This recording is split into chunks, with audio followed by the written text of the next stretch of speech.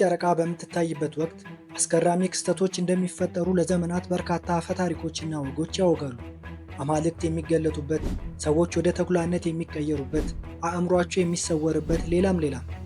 ሙሉ ጨረቃ ስትታይ የሚካሄዱ ፌስቲቫሎች፣ አምልኮች ከጥንት ጀምሮ እስካሁን ባለው ዘመን ቀጥለዋል። ዛሬም በዚህ ፕሮግራም ስለ ሙሉ ጨረቃ ትርክታዊ፣ ሃይማኖታዊና ሳይንሳዊ በሆነ ይዘት አጠር ያለ ዝግጅት ሰንጄላችሁ መጥቻለሁ። አብራችሁን ቆዩ ስል በአክብሮት ነው።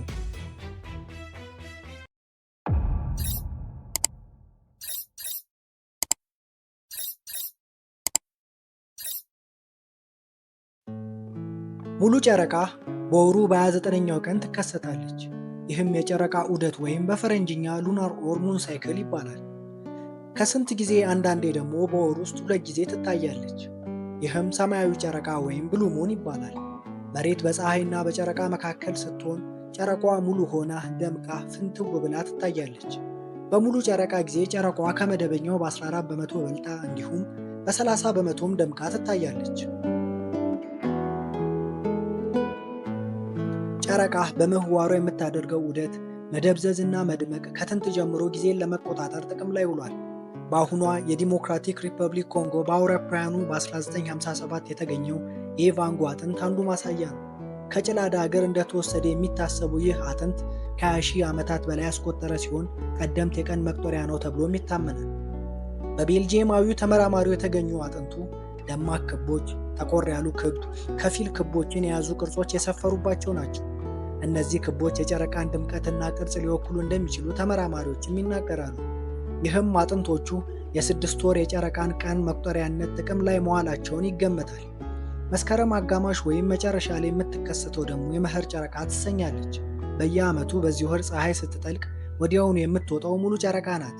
በዚህ ወቅት አርሶ አደሮች የጨረቃን ብርሃን በመጠቀም እስከ ምሽት ድረስ ሰብላቸውን ይሰበስቡ ነበር። በቻይና በበልግ አጋማሽ ወቅት የሚካሄደው ፌስቲቫል ዞንግ ኪዊጂዬ ወይም የጨረቃ ፌስቲቫል ይሰኛል። በመኸር ጨረቃ ዕለት የሚከናወነው ይህ ፌስቲቫል በአገሪቱ የሕዝብ በዓል ነው። ፌስቲቫሉ 3000 ዓመታትን ያስቆጠረ ሲሆን ይህም የተትረፈረፈ ምርት እንዲገኝ ለማድረግ የሚከበር ክብረ በዓል ነው። በተመሳሳይ በኮሪያ ቺሴክ ፌስቲቫል በመኸር ጨረቃ ወቅት የሚካሄድ ሲሆን ለ3 ቀናት ያህልም ይቆያል። ቤተሰብ፣ ወዳጅና ዘመድ ተሰብስቦ የመኸር ጨረቃ ዕለትን ያከብራል። እንዲሁም የቀደሙ አያቶቻቸውን የሚያስቡበትም በዓል ነው። በሂንዱ ባህል የሙሉ ጨረቃ ቀን ፑርኒማ ይሰኛል። በእነዚህም ዕለታት ጾም ይጾማል፣ እንዲሁም ጸሎቶችም ይከናወናሉ። በህዳር ወር ውስጥ የሚካሄደው የካርቲክ ፑርቢማ በህንድ ቀን መቁጠሪያ መሠረት ቅዱስ ወር ነው። ጂቫ የተሰኘው ከ3ቱ የሂንድ አማልክት አንዱ ትራፑዋር ሱማ የተሰኘውን ሴጣን ያሸነፈበት እንዲሁም ሌላኛው አማልክት ቪሸኑ የሰው ልጅን ከጥፋት ለመታደግ በዓሣ መልክ የተገለጠበት ነው። በርካቶችም ይህንን ቅዱስ ወር በወንዝ ውስጥ በመታጠብና በሸክላ የተሰሩ ኩራዞችን በወንዞች ላይ በማብራትም ያከብሩታል። ቡዲስቶች ደግሞ የእምነቱ መሠረት የሆነው ቡድሃ ከ2500 ዓመት በፊት በሙሉ ጨረቃ እንደተወለደ ያምናሉ። በተጨማሪም ቡድሃ በሙሉ ጨረቃ ወቅት የልቀት ደረጃ ላይ እንደደረሰና በዚህ ወቅትም እንደሞተ ያምናሉ።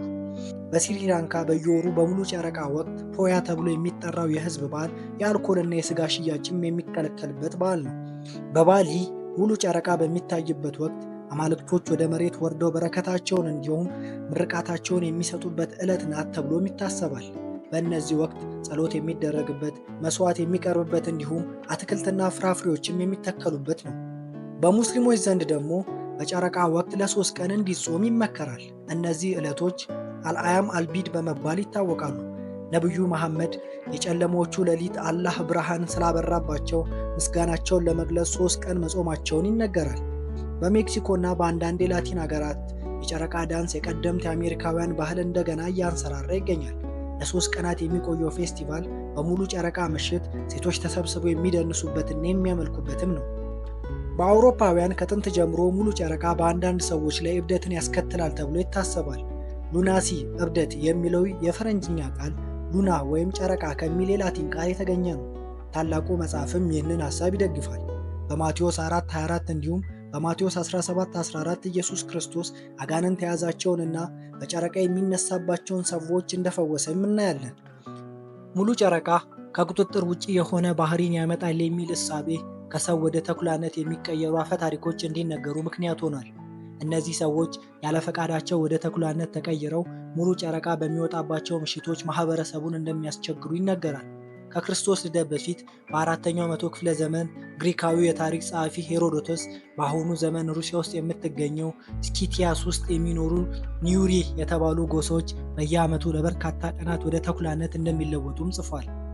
በአውሮፓ በ15ኛው እና በ17ኛው ክፍለ ዘመን ወቅት ወደ ተኩላነት ይቀየራሉ የተባሉ ሰዎች ለፍርድ ቀርበዋል። ከእነዚህም ውስጥ በአውሮፓውያኑ በ1589 በጀርመን ፍርድ ቤት የቀረበው ፒተር ስቱብ የተባለ የመሬት ባላባት ይጠቀሳል። የአካባቢው አዳኞች ከሰው ወደ ተኩላነት ሲቀየር አይተነዋል በማለት ምስክርነት በመስጠታቸው ነበር ግለሰቡ ለፍርድ የቀረበው። በዚህም ሂደት ፒተር ስቃይና እንግልት ከተፈጸመበት በኋላ ሰዎችን አድኖ ለመብላት ወደ ተኩላነት የሚቀይር አስማታዊ ቀበቶ እንዳለው ተናዘዘ። አንዳንዶች ሙሉ ጨረቃ ስትታይ እንቅልፋቸው እንደሚረበሽ ያምናሉ። ጥናቶችም እንደሚያመለክቱት ሙሉ ጨረቃ ልትወጣ አካባቢ ወይም በምትወጣበት ዕለት ሰዎች ለመተኛት ረዘም ያለ ጊዜ ይወስዳሉ። በተጨማሪም በጥልቅ እንቅልፍ የሚያሳልፉት ጊዜ ውስን ሲሆን የእንቅልፍ ሰዓታቸውም ያጥራል። እንዲሁም በሰውነታችን ውስጥ ለመተኛት የሚያግዘን ሜላቶኒን የተሰኘ ሆርሞን መጠንም ዝቅተኛ ይሆናል። በጥናቱ ውስጥ የተሳተፉ ሰዎች ብርሃን በማይገባባቸው ክፍሎች ውስጥ ቢተኙም በቂ እንቅልፍ ማግኘት እንዳልቻሉ ተናግረዋል። ሙሉ ጨረቃ በምትታይበት ወቅት እንስሳት የመናከስ ሁኔታቸው እንደሚጨምር በአውሮፓውያኑ 2000 በዩናይትድ ኪንግደም የተደረገ አንድ ጥናት አሳይቷል።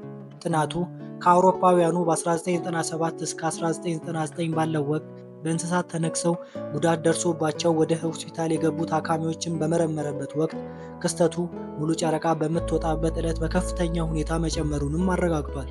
ሆኖም በአፈ ታሪኩ መሰረት ከሰው ወደ ተኩላነት በተቀየሩ የተነከሱ ሰዎች እስካሁን የተመዘገበ የለም። ብሩክ ነበርኩኝ። አብራችሁኝ ስለቆያችሁኝ ከልብ አመሰግናለሁ። ሰናይ ጊዜ